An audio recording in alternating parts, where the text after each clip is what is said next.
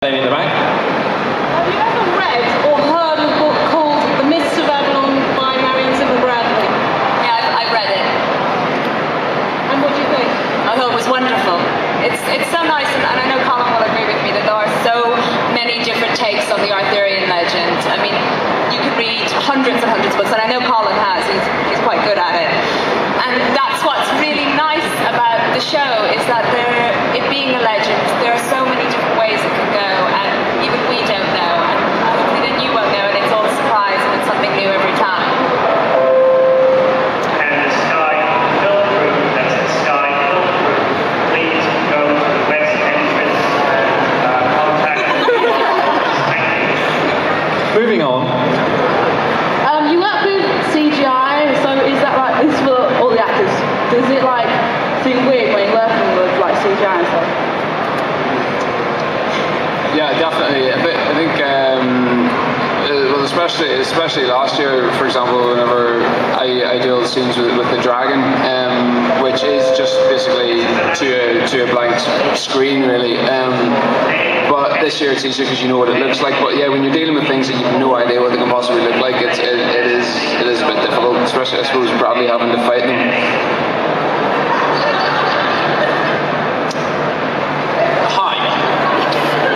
Yes, fighting, CGI, monsters, stalling a bit here is not weird once you do it quite a few times, because you kind of turn up to work and you realise you're going to be fighting a large blue bag, which I've done on a number of occasions now, and that bag is taking one hell of a beating. So it's a case of having a vivid imagination, which I have.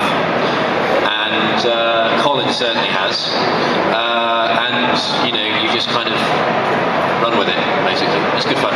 And I think the key thing that we try to provide with the actors when we're doing lots of CGI sequences when they're fighting monsters is that we give them something to react to, rather than just sort of fighting in thin air.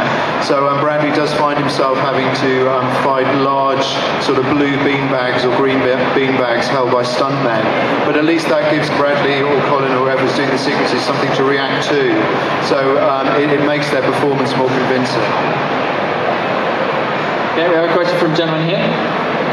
Hi everybody, this is a question for Johnny. You mentioned earlier that there's going to be some merchandising for various bits for the fans.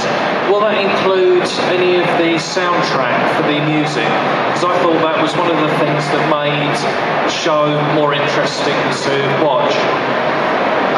Yeah, I mean, Rob Lane, who is the composer for Merlin, I agree, he did a fantastic job, and it was very interesting in the sound mixes of the show to watch the music watch the show with the temp soundtrack, and then once you put Rob's music onto it, it lifted the show again. So it was this interesting process that we went through in post-production.